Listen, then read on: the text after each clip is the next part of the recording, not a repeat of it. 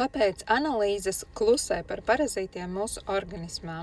Vai tev ir bijis tā, tu jūties kā izspiests citrons, tev pūš vēders, sāp galva, trūkst enerģijas, bet ārsts paskatās analīzēs un saka, jums viss ir kārtībā, jūs esat pilnīgi vesels. Šodien es tev atklāšu, kāpēc šis toksiskais kokteils tik bieži paliek neredzams pat vismodernākajās laboratorijās.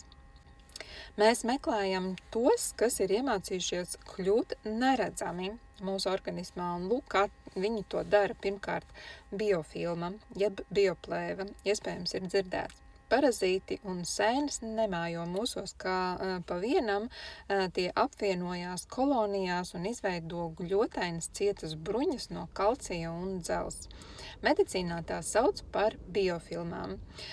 Zem tām viņi ir pilnīgā drošībā, ne tava imūnsistēma, ne asins analīzes neredz, kas notiek zem šī vairoga.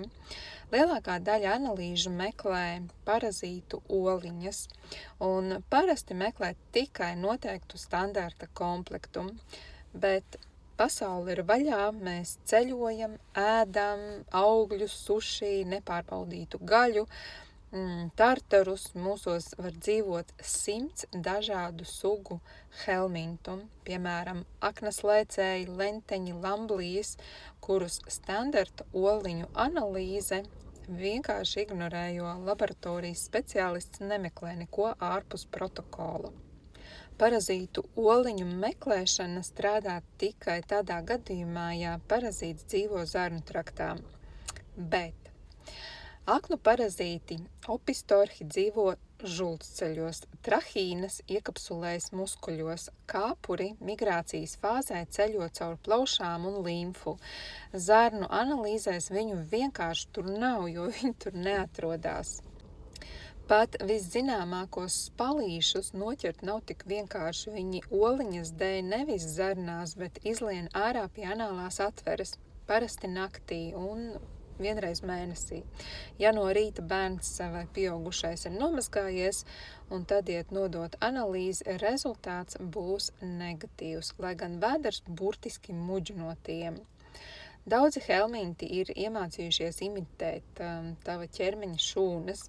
Viņi burtiski uzvelk musējo uniformu, un tava imūnsistēma vienkārši paiet tiem garām, neizraisot nekādu reakciju, ko varētu uzrādīt asins analīzes. Un visbeidzot, kur tad pazūd tie toksīni, ko viņi saražo, kāpēc neuzrādās asins analīzēs? Organismam asins tīrība ir prioritāte numur 1.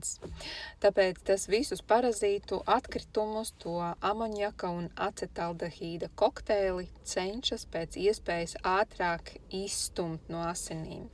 Jūs jautāsiet, kur tad viņš viņu izstumj? Starp šūnu šķidrumā un taukos. Tur tas viss arī nobāzējās, tāpēc tauki mūs paglābi arī no saindēšanās patiesībā. Tēlaini izsakoties, analīzēs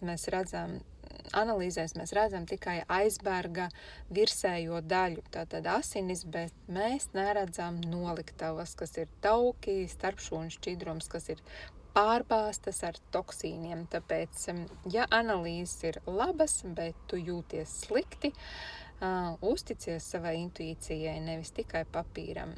Tavs ķermenis runā caur tavu pašsajūtu, un nākamajās sērijās mēs sāksim izgaismot katru no parazītu veidiem atsevišķi, un sāksim mēs ar pašiem lielākajiem mūsu draugiem, jeb apakšīrniekiem, helmintiem. Es tev atklāšu, kur viņi patiesībā slēpjas, un tici man, tās nav tikai zarnas, kā arī ar ko viņi nodarbojās tavā ķermenī, kamēr tu guli, un kāpēc viņi ir izcili arhitekti, kas burtiski pārbūvē tavu organismu savām vajadzībām. Tiekamies nākamajā sērijā, šis stāsts kļūst vēl interesantāks.